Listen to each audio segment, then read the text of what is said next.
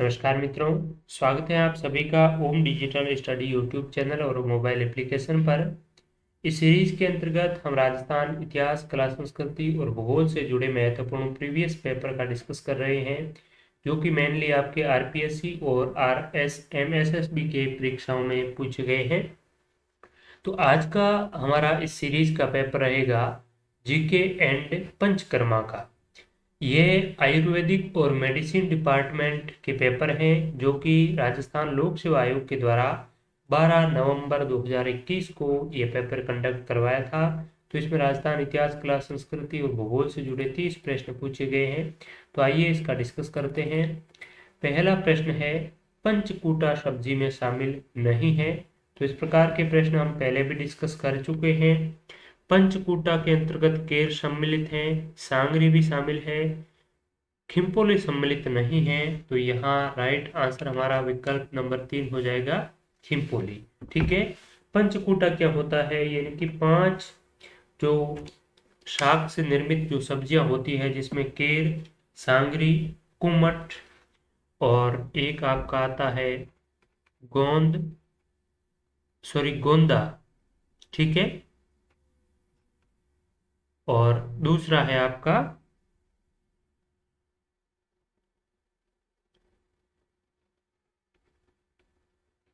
अमचूर। ठीक है। तो केर, सांगरी, कुमट, गोंदा या गुंदा और अमचूर, ठीक है, ये आपके पंचकूटा के अंतर्गत सम्मिलित किए जाते हैं। नेक्स्ट प्रश्न है, सूची फर्स्ट को सूची सेकंड से सुमेलित कीजिए। सूची फर्स्ट में ये जो व्रत और उपवास दे रखे हैं एकादशी के, और यहाँ पर है आपके हिंदी पंचांग के अनुसार महीने। तो यहाँ कामदा एकादशी, निर्जला एकादशी, जल झूलनी एकादशी, देव उठनी एकादशी।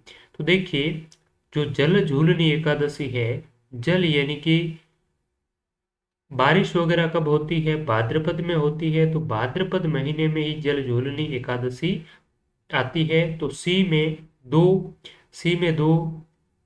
3 और 4 दोनों में है। तो इनको 1 और 2 को हम एलिमिनेट कर देंगे यहाँ पर ही। और दूसरा है निर्जला एकादशी।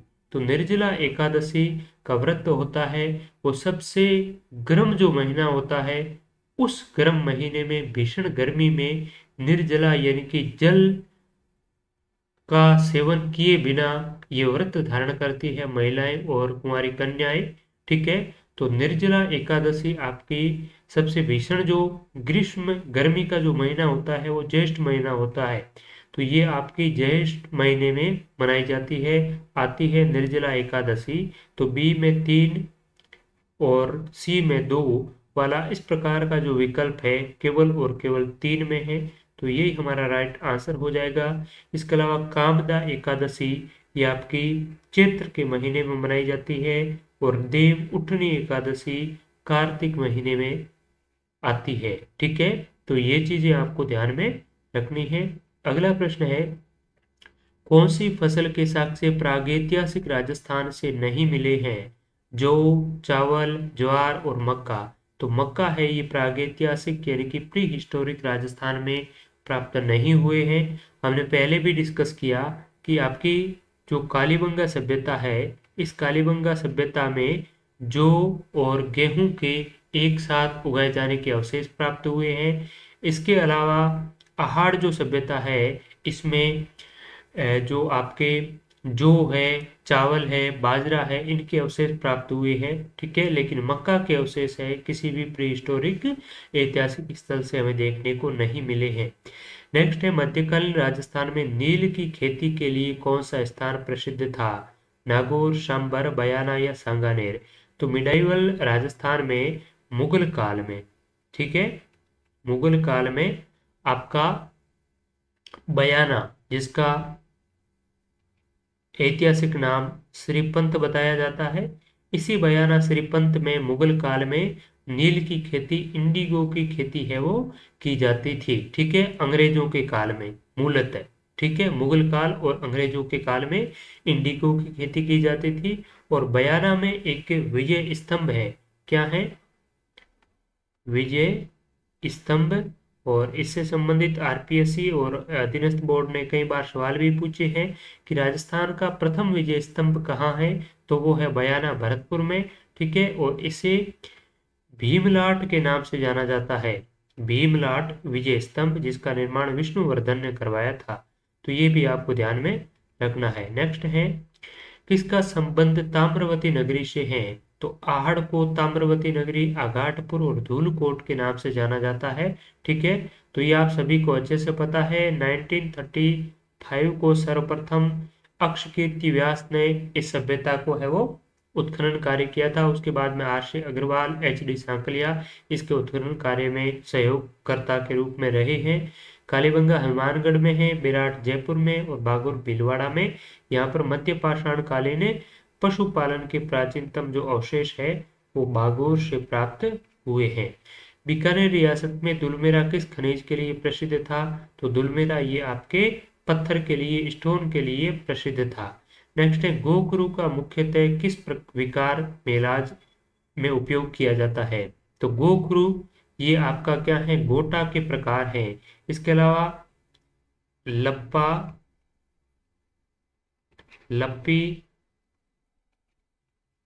किरण और बाकड़ी, ये सभी आपके क्या हैं, गोटा के प्रकार हैं। लप्पा, लप्पी, किरण, बाकड़ी, बाकड़ी और गोखरू क्या है, ये भी पूछा गया है। तो ये गोटा के प्रकार है। और गोखरू आपका यूरिनरी डिसऑर्डर, मूत्र विकार में इसका इलाज है वो, मूत्र विकार में इसका यूज होता है, किसका, गोखरू का।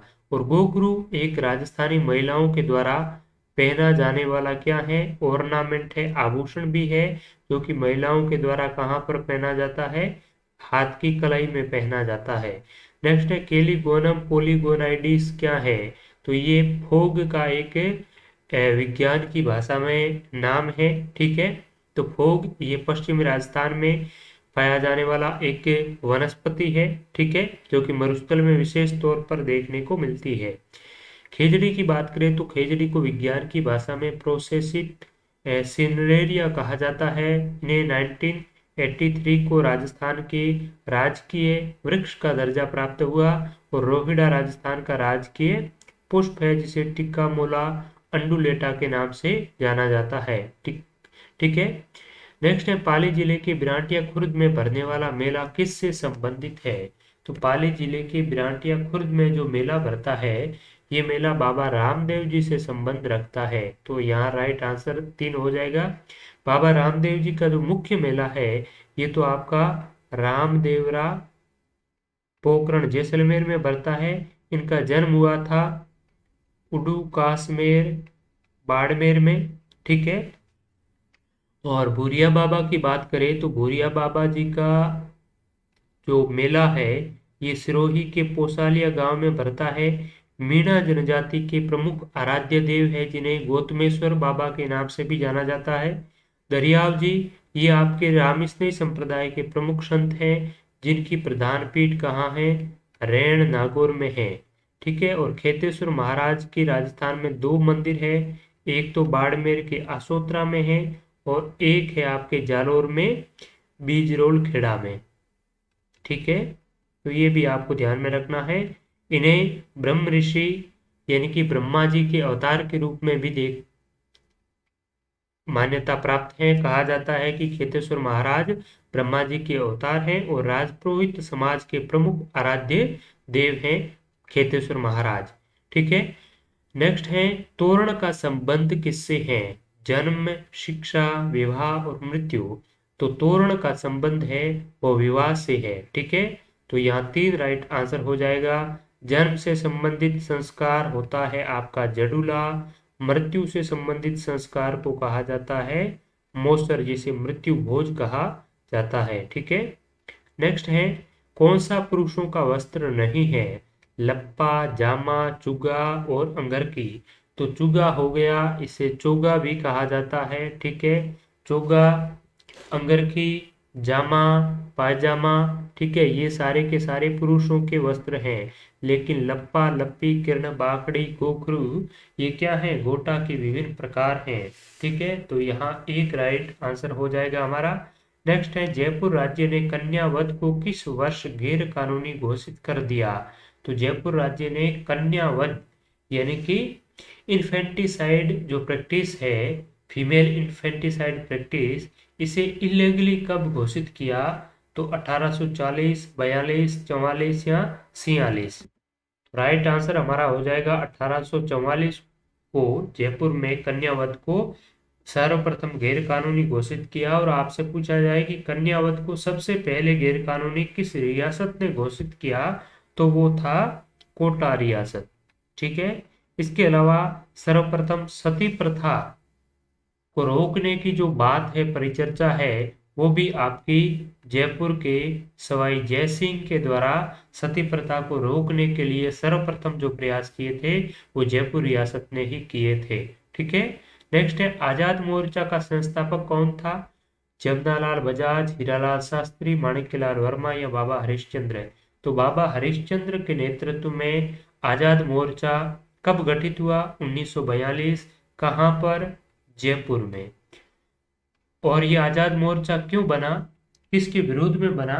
तो क्या हुआ, 1942 में भारत छोड़ो आंदोलन चल रहे थे और इस भारत छोड़ो आंदोलन में राजस्थान के भी बहुत से क्रांतिकारी, बहुत से प्रजामंडल आंदोलन के सदस्य इस भारत छोड़ो आंदोलन का हिस्सा बनना चाहते थे। उसी समय हीरालाल शास्त्री जी ने एक मिर्जा इस्माइल के साथ में जयपुर में जेंटलमैन्स एग्रीमेंट नामक एक समझौता कर लिया और उस समझौते के तहत वो चाहते थे कि हम भारत छोड़ो आंदोलन में हिस्सा नहीं लेंगे और जल्द ही जयपुर की जो रियासत है, जयपुर के जो शासक है, वो हमारे लिए उत्तरदायी शासन की स्थापना है वो कर देंगे। ठीक है। तो इसके जेंटलमैन्स एग्रीमेंट के विरोध में बाबा हरिश्चंद्र ने आजाद मोर्चा है वो खोल दिया और कहा कि हम आपके इस जेंटलमैन एग्रीमेंट को नहीं मानेंगे और भारत छोड़ो आंदोलन में हम हिस्सा लेंगे। ठीक है। तो ये आपका आजाद मोर्चा किसके विरोध में था? माणिक हीरालाल शास्त्री के विरोध में था। ठीक है। जो जयपुर रियासत से संबंधित है। तो आपसे पूछा जाए कि आजाद मोर्चा का संबंध राजस्थान की किस रियासत से है? तो जयपुर से। कब ये गठित हुआ? 1942 में। ठीक है। तो ये चीजें आपको ध्यान में रखना है। नेक्स्ट है कौन सा युग में सही सुमेलित नहीं है? किसान आंदोलन, देसी रियासत। नीमू चना आंदोलन ये आपका अलवर में हुआ था। डाबड़ा कांड जोधपुर मारवाड़ रियासत में। दूध व खारा बीकानेर में। और बरड़ है आपका उदयपुर नहीं है। बेंगू और बरड़ है ये आपके कहाँ के हैं? चित्तौड़ से संबंधित है। ठीक है। तो देखिए आपका बरड़, सॉरी ये आपका कहाँ था? बरड़ तो था बूंदी में। ठीक है। और बेंगू पूछा जाए, बेंगू तो ये था चित्तौड़ में। ठीक है। तो बरड़ 1922 में आपका बूंदी रियासत का था। ठीक है। और बेंगू है ये आपका चित्तौड़ का था।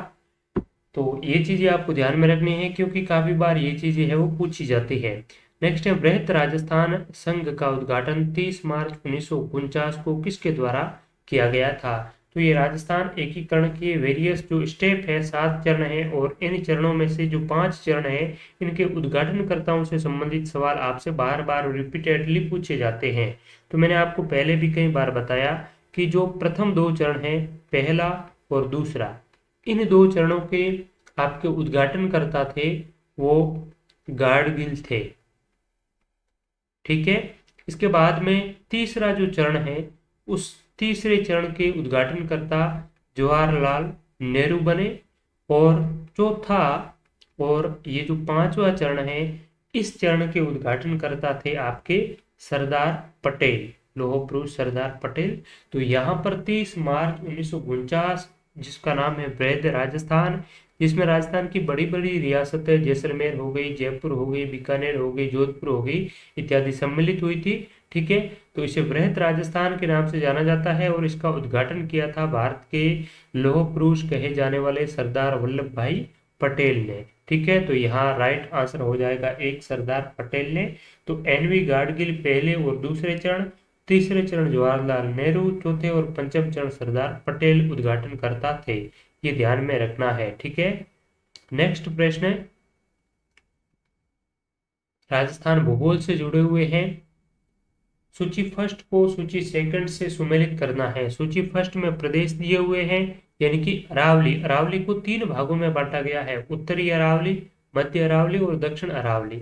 यहाँ पर जो चोटियां हैं वो कौन से अरावली के कौन से भाग में अवस्थित है वो आपसे पूछा गया है। ठीक है, तो यहीं से हम देखेंगे टोडगढ़ कहाँ है। तो ये आपकी मध्य अरावली की पर्वत चोटी है, अजमेर में है टोडगढ़। तो टोडगढ़ में हो जाएगा बी में। ठीक है, बी, एक में बी। सतूर, तो सतूर आपकी दक्षिण पूर्व राजस्थान में यानी कि हाड़ौती के जो प्रदेश है इसमें अवस्थित है। और आपको ध्यान होगा कि हाड़ौती जो प्रदेश है ये अरावली का हिस्सा नहीं है। ठीक है, मालवा पठार का विस्तारित रूप है हाड़ौती का पठार। और ये जो सतूर है ये आपकी बूंदी की पर्वतमाला का हिस्सा है। और सतूर बूंदी पर्वतमाला या बूंदी पर्वत श्रेणी का सर्वोच्च शिखर माना जाता है सतूर। और एक है आपकी चंदवाड़ी, इसी है हाड़ौती में है। ठीक है, तो चंदवाड़ी ये भी हाड़ौती का जो आपका विंध्यन क्षेत्र है, इस विंध्यन क्षेत्र की सर्वोच्च चोटी है ये चंदवाड़ी है। ठीक है, इसके अलावा दिलवाड़ा की बात करें तो दिलवाड़ा 1442 मीटर इसकी ऊंचाई है, ये दक्षिणी राजस्थान में है। ठीक है, तो यहाँ पर दक्षिणी अरावली हो जाएगा दिलवाड़ा। और रघुनाथगढ़ शिखर में है, उत्तरी अरावली का सर्वोच्च शिखर है जिसकी ऊंचाई 1022 मीटर है। ठीक है, तो यहाँ पर उत्तरी अरावली रघुनाथगढ़ हो जाएगा, यानी कि 1 में 4। तो 1 में 4 इसमें भी है, इसमें है। आगे देखते हैं मध्य अरावली बी में 1, 1 में 4, बी में 1, यानी कि विकल्प हमारा 3 इसमें फाइनली राइट आंसर हो जाएगा। नेक्स्ट है कौन सा राजस्थान के पठारों का पश्चिम से पूर्व सही क्रम है। ठीक है, पश्चिम से पूर्व। तो देखिए राजस्थान का अगर पठारी भाग की बात करें तो सबसे जो पश्चिम में यहाँ पर पठार कौन सा हो जाएगा, बोराट का पठार, लसाड़िया का पठार, ऊपरमाल पठार और हाड़ौती का पठार। यहाँ से पश्चिम से पूर्व कहा है। तो आप सभी को पता है कि हाड़ौती का पठार है ये राजस्थान के सबसे पूर्व में है। हाड़ौती के बाद में बात करें तो यहाँ पर पहले और दूसरे को तो हम डिलीट ऑटोमेटिकली कर सकते हैं। अब 3 और 4 में हमारा कंफ्यूजन है। तो देखते हैं, देखिए हाड़ौती के बाद में आपका जो पठार आता है लसाड़िया का पठार, ये तो आपका उदयपुर में है। और ऊपर माल का पठार है ये आपका भैंसरोडगढ़ से बिजोलिया के मध्य फैला हुआ है। भैंसरोडगढ़ चित्तौड़गढ़ और बिजोलिया आपका भीलवाड़ा। ठीक है, चित्तौड़गढ़ से भीलवाड़ा के मध्य जो ऊपर माल का पठार फैला हुआ है, तो निश्चित तौर पर ये उदयपुर से पूर्व की साइड है। ठीक है, तो यहाँ पर हाड़ौती के बाद में लसाड़िया की बजाय ऊपरमाल आ जाएगा। उसके बाद में लसाड़िया उदयपुर में जैसलमेर झील के पूर्व में है। और बोराट का पठार कुंभलगढ़ और गोगुंदा के मध्य फैला है। तो यहाँ पर 4 राइट आंसर हो जाएगा। ठीक है, अगला सवाल है कौन सा मैदान माही तथा उसकी सहायक नदियों द्वारा अपवाहित मैदान है। छप्पन का मैदान, नाली प्रदेश, दक्षिण पूर्व राजस्थान के नदी निर्मित मैदान या बनास मैदान। तो ऐसा मैदान जो माही और उसकी सहायक नदियों के द्वारा निर्मित है उसे कहते हैं छप्पन का मैदान। ठीक है, इसे माही के मैदान के नाम से भी जाना जाता है, छप्पन का मैदान भी कहा जाता है और वांगड़ भूमि के नाम से भी जाना जाता है। ठीक है, और माही की जो सहायक नदियां हैं वो कौन कौन से है, काफी बार सवाल पूछा भी जा सकता है। तो अनास, चाप, मोरेन, हरण, ठीक है, सोम, जाखम इत्यादि माही की सहायक नदियां हैं, ये आपको ध्यान में रखना है। नाली प्रदेश आपका है शेखावटी क्षेत्र में। ठीक है, घग्गर जो नदी है इस घग्गर का जो अपवाह तंत्र है, घग्गर के अपवाह तंत्र को ही नाली प्रदेश के नाम से जाना जाता है। ठीक है, और बनास बेसिन आप सभी जानते हैं, बनास नदी जो कि खमनोर की पहाड़ियां राजसमंद से इसका उत्पत्ति होती है, उत्पन्न होती है, ये उद्गम होता है। और इसके बाद में ये जो दक्षिण पूर्व और आपके उत्तर पूर्व की दिशा की ओर चलती हुई चंबल में जाकर मिल जाती है। तो जहां से खमनोर राजसमंद से होती हुई चंबल में मिलती है, उसके मध्यवर्ती भाग में जो एरिया आता है इसके अपवाह वाला, ये आपका बनास बेसिन है। और बनास का अपवाह क्षेत्र राजस्थान में सर्वाधिक है। नेक्स्ट है बरखान बालू का स्तूप प्रधानतः राजस्थान के कौन से क्षेत्रों में पाए जाते हैं? तो बरखान बालू का स्तूपों को किस प्रकार से अनुप्रस्थ बालू का स्तूपों के नाम से भी जाना जाता है। और ये आपके 20 सेंटीमीटर समवर्षा रेखा के पश्चिमी क्षेत्रों में, तो 20 के पश्चिम में तो नहीं है, 20 से 35 सेंटीमीटर समवर्षा रेखा के मध्य, तो यही राइट आंसर है।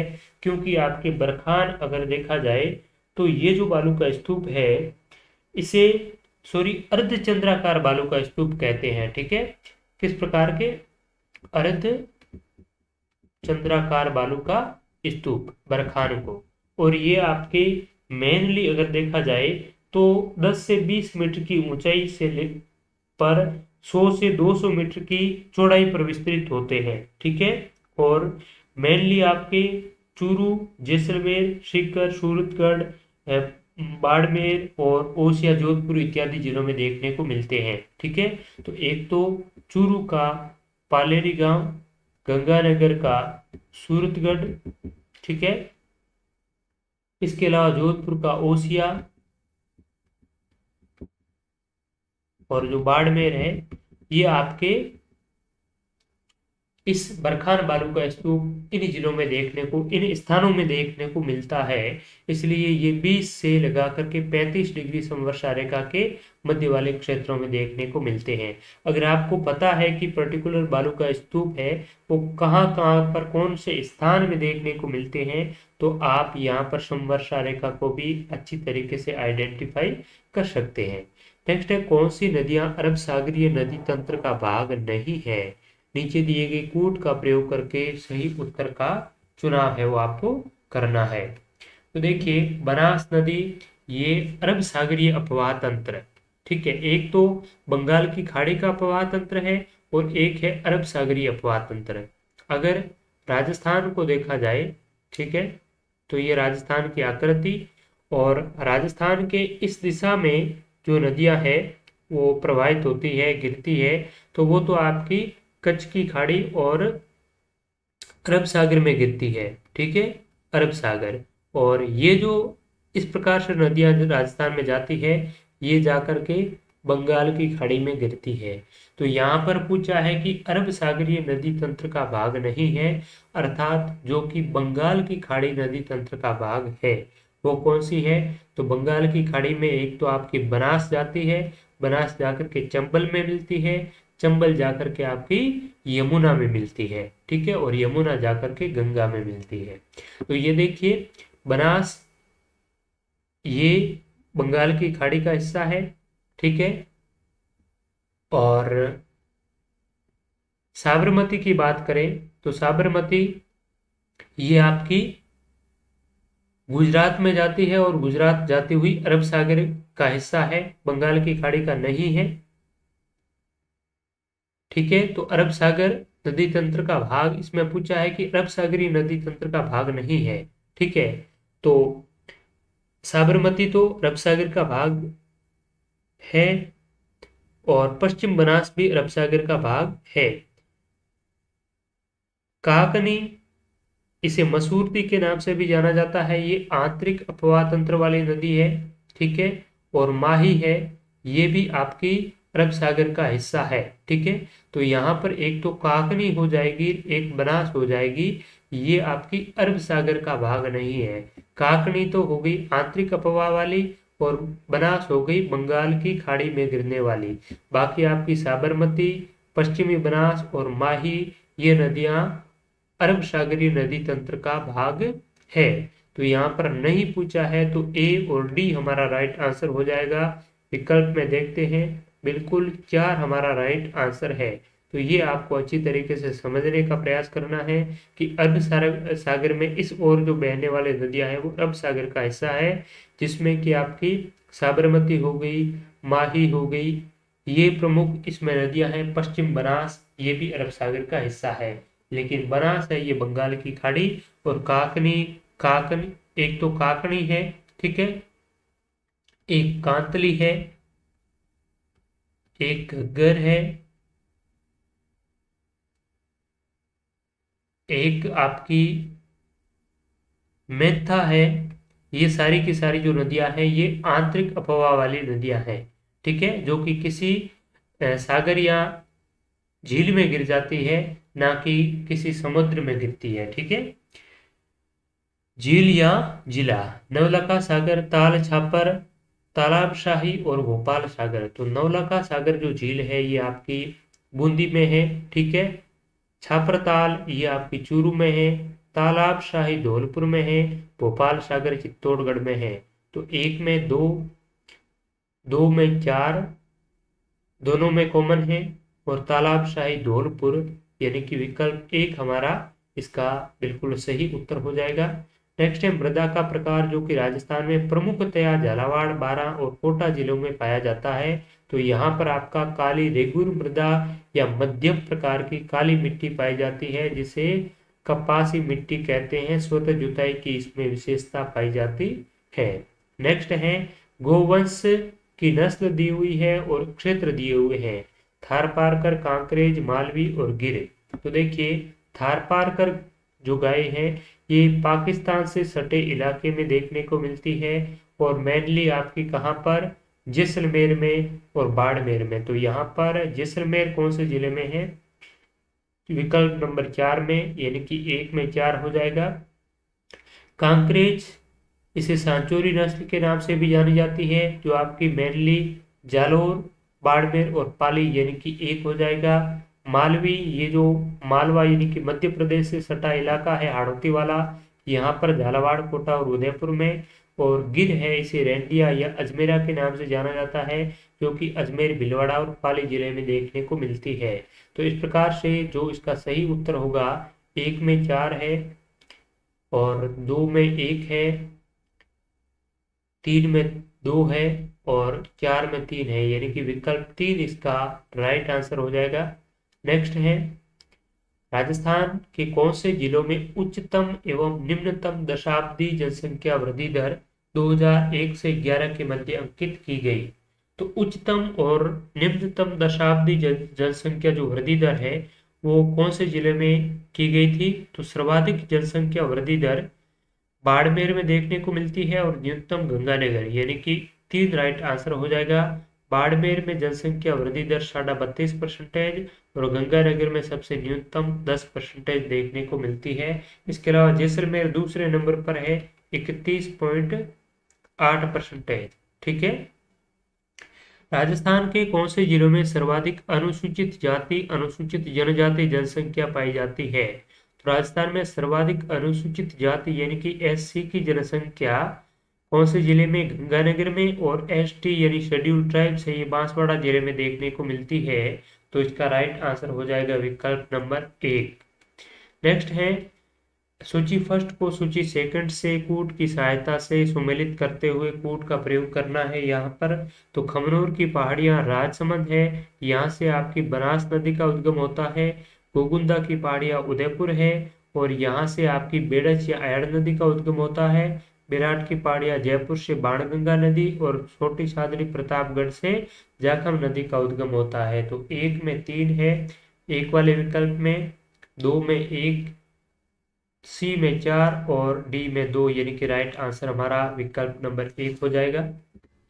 नेक्स्ट क्वेश्चन, वालरा कृषि पद्धति संपन्न होती है। तो वालरा कृषि पद्धति है ये डूंगरपुर, बांसवाड़ा और उदयपुर में संपन्न होती है। मोस्ट रिपीटेड प्रश्न है। आदिवासियों के द्वारा जो वनों को, जंगलों को जला करके जो कृषि की जाती है उसे वालरा कहते हैं। इसे चलायमान खेती और जूमिंग कृषि, शिफ्टिंग कल्टीवेशन के नाम से भी जाना जाता है, ठीक है। और दजिया और चिमाता ये आपके वालरा के उपवर्ग हैं, ठीक है, दजिया और चिमाता।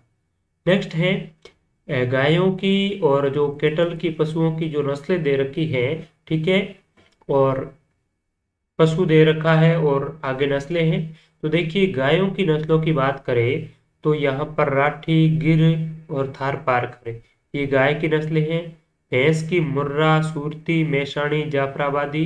तो ये भैंस की हो गई।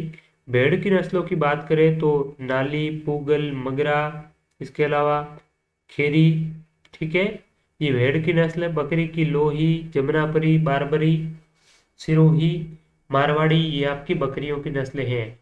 तो यहाँ पर एक में 2 हो जाएगा, यानी कि विकल्प नंबर 3 हमारा इस प्रश्न का सही उत्तर हो जाएगा। ये ज्यादा कूट दे रखे हैं, लेकिन इतने प्रश्न है वो टिपिकल नहीं है।